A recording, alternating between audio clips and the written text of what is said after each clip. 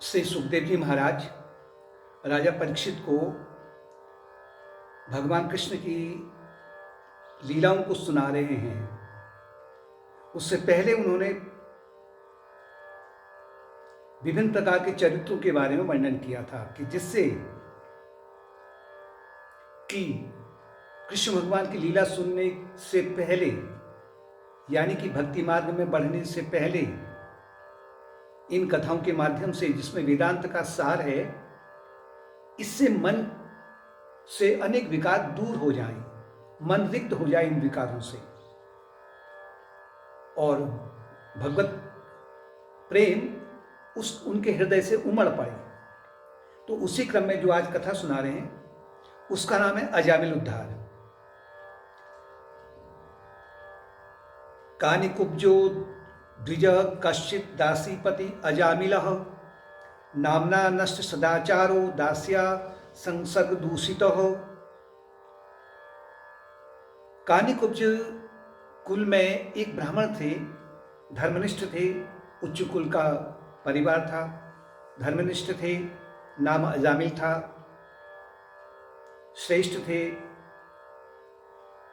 विद्वान थे, चरित्रवान थे, महान गुणवान भी थे और साथ में अपने से बड़ों का आदर करने वाले थे। ये सब गुण जो हैं ये भक्त के गुण हैं।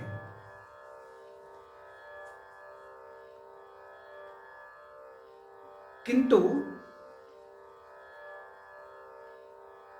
बचपने में ये सब गुण होने पर भी, बचपने का तात्पर्य कि यौवन अवस्था आ गई, उनका विवाह भी हुआ, सुशील अच्छे कुल की पत्नी थी, सुंदर थी, पतिव्रता थी। लेकिन एक दिन अजामिल किसी गलत व्यक्तियों के संग में, अर्थात जिसे कहेंगे कुसंग में पड़ गया। जो मदिरापान करने वाले थे या दुराचार करने वाले थे, इनके बीच में अजामिल के ही जो अशुभ कर्म थे उनको वहां खींच के ले गए और वही अजामिल के अशुभ कर्म के कारण में वो उनसे छुटकारा नहीं पा सके, अपितु उनके बीच में रह करके वो उस दिन अधिक मदिरापान वो भी कर गए, यानी कि नशे में धुत हो गए। अगर कहा जाए तो नशे में चूर होकर के, मदिरा के नशे में चूर होकर करके फिर वो उनके साथ में जो उनके जो अभी जो साथी बने थे नए, उनके साथ में वो वेश्यालय में भी चले गए। वेश्यालय का वहाँ तो बाहरी आभूषण हैं, वस्त्र हैं, सुंदर रूप है, कॉस्मेटिक्स है, एक बाहरी आकर्षण को देख करके वेश्या की वो उसके रूप रंग में आसक्त हो गए, क्योंकि उनका जो मदिरा पान करने की वजह से उनका जो विवेक था वो जाता रहा और उस वेश्या में वो इतने ज्यादा आसक्त हो गए कि उसको अपने घर पे ले आए और अपनी सुशील पत्नी को घर से निकाल दिया।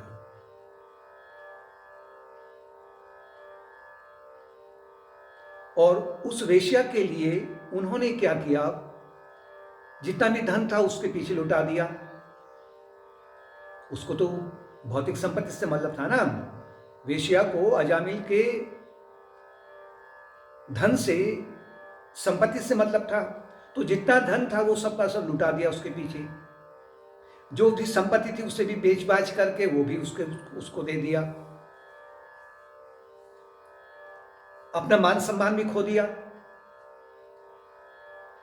चरित्र था उसका पतन कर दिया और यहां तक कि वेश्या के आकर्षण में उन्होंने चोरी करना भी आरंभ कर दिया और इस तरह से उनका जो जीवन है बहुत एक पतित जीवन हो गया। आयु भी धीरे धीरे बढ़ी है, तो आयु बढ़ी है तो स्वाभाविक है कि शरीर भी नहीं रहेगा, शरीर भी जो आकर्षण है शरीर का वो भी नहीं रहेगा और उस वेश्या से उनके 10 पुत्र भी हो गए। जो सबसे छोटा पुत्र था उसका नाम उन्होंने बालो नारायणो नामना, उस बालक का उन्होंने नारायण नाम रख दिया। और उस बालक से उन्हें इतना प्रेम था कि कोई भी वो कार्य करते या कभी भी कोई कहीं जाते आते, नारायण नारायण किधर है, नारायण ने भोजन किया नहीं किया, नारायण सोया या नहीं सोया, नारायण क्या कर रहा है, नारायण ने ये नहीं किया, किधर है नारायण। थोड़ा जब नारायण बड़ा हो गया तो उसको नारायण एक गिलास पानी पिला दो, अपना वृद्ध हो चुके हैं, अस्वस्थ हो चुके हैं, शरीर भी ढीला हो चुका है, शरीर रोगी हो गया अत्यंत इस कुसंग से। तो जब तब उनके मुख से उसी बालक का नाम आता था कोई भी काम करना होता तो। और अचानक मृत्युकाल उनका आ गया।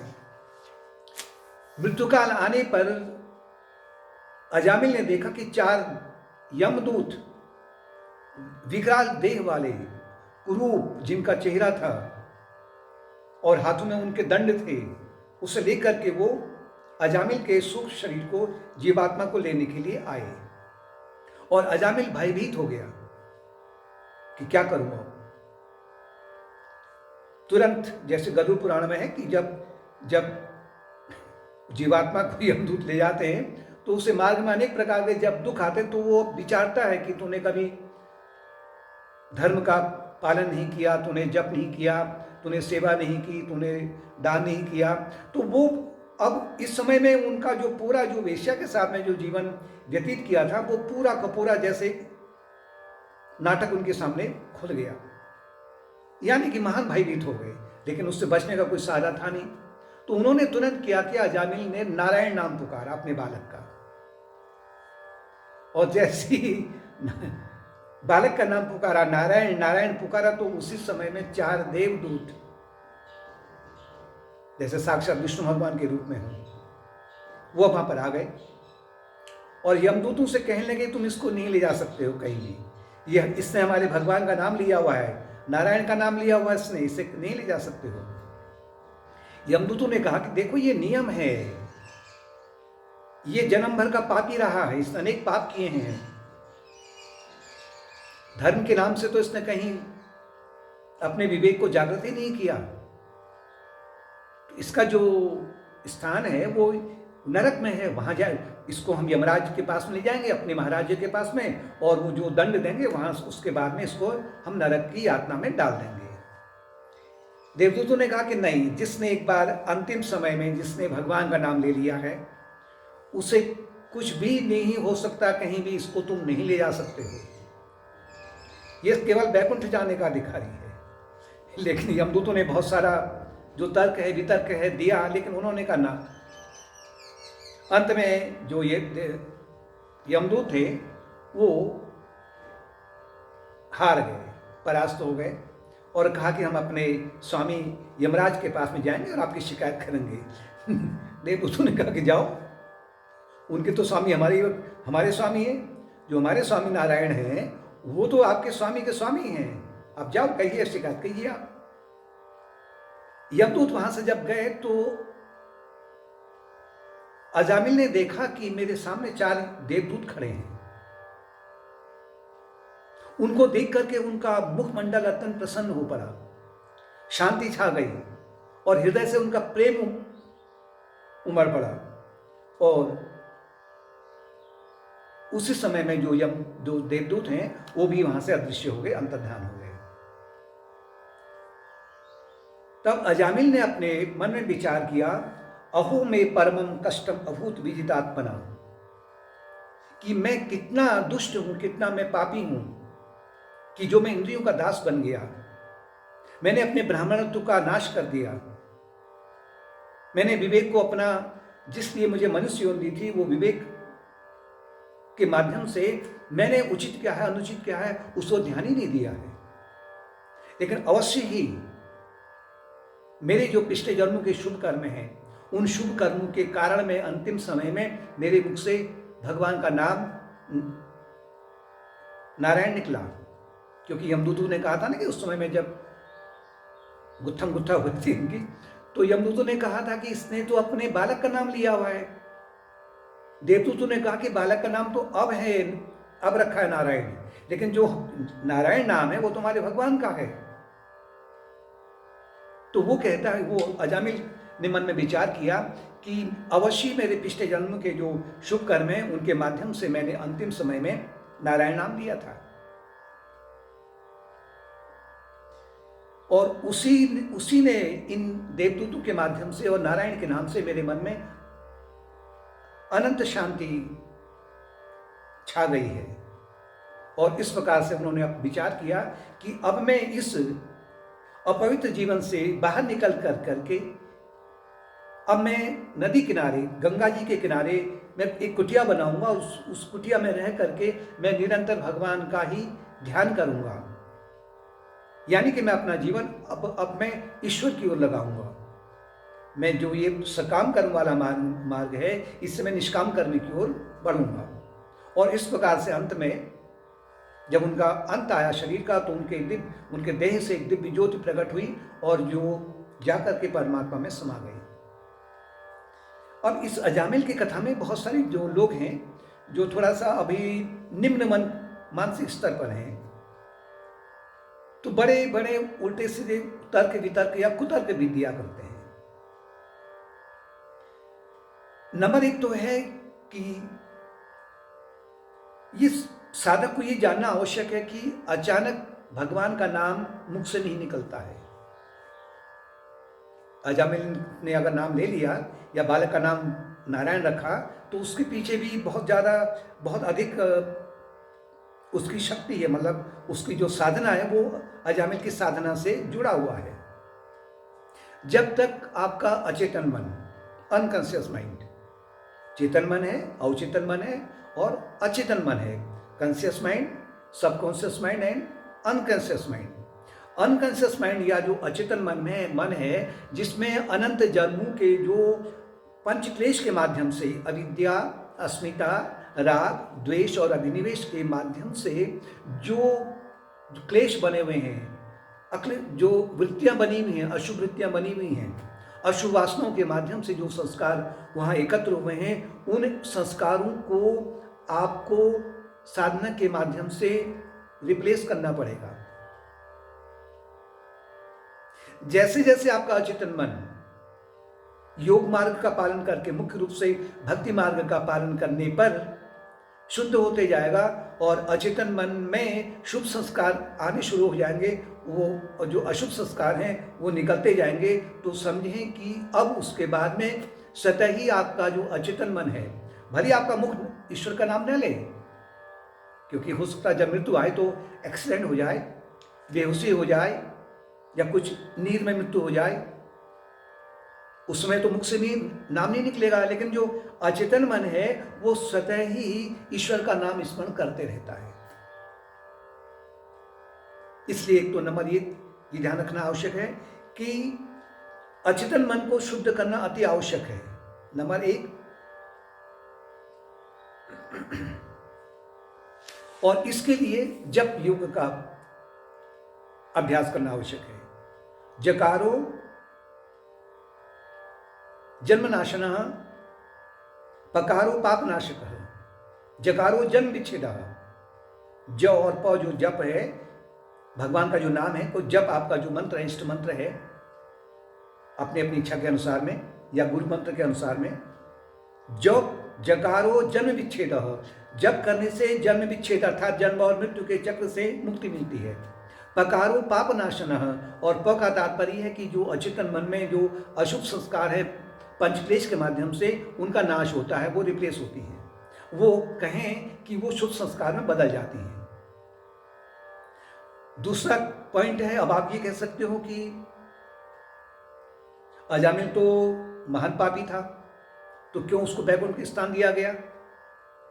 इसका मतलब कहीं कुछ इसमें गड़बड़ है। अजामिल पापी नहीं था। अजामिल का जो बचपने का जो इतिहास था, जो पहले आ गया था, धर्मनिष्ठ था, कुलीन था, सदाचारी था, वेदों का ज्ञाता था, भगवान का भक्त था, उसने बहुत अभ्यास किया हुआ था।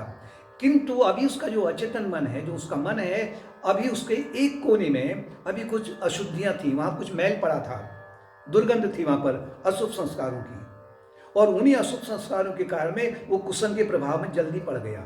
और कुसंग के प्रभाव में तो पड़ गया, और कुसंग में भी वो पड़ गया है, और उसने अपना जीवन पतित जो किया है वो वास्तव में बाद में जो उससे ग्लानि हुई उसके लिए एक तप का भाव बन गया। और बचपने के शुभ संस्कार कहें और साथ में जो पिछले जन्म के शुभ संस्कार कहें, उन्हीं शुभ संस्कारों के माध्यम से उसने अपने सबसे छोटे बालक का नाम रखा नारायण।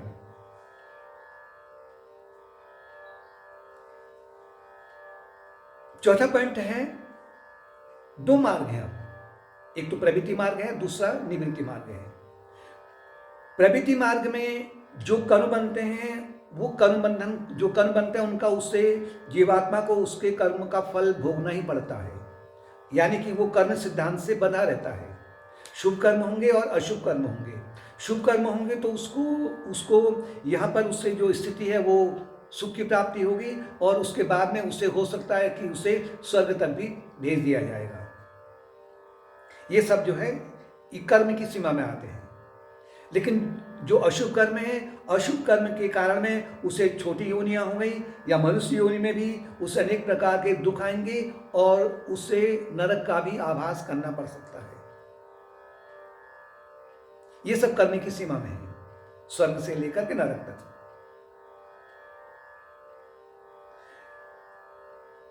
जब व्यक्ति भक्ति मार्ग में अपने चित्त की शुद्धि करता है और उसे बार बार यह आभास होता है कि मेरे जीवन का लक्ष्य क्या है, मैं कौन हूं, मैं कहां से आया हूं, मुझे क्या करना है, तो जब उसका चित्त शुद्ध होने लग जाता है तो उसके भीतर में भगवत प्रेम उमड़ता है, तो फिर वो अपने लक्ष्य को निवृत्ति मार्ग की ओर, यानी कि वो कर्म सीमा से परे हटने लग जाता है।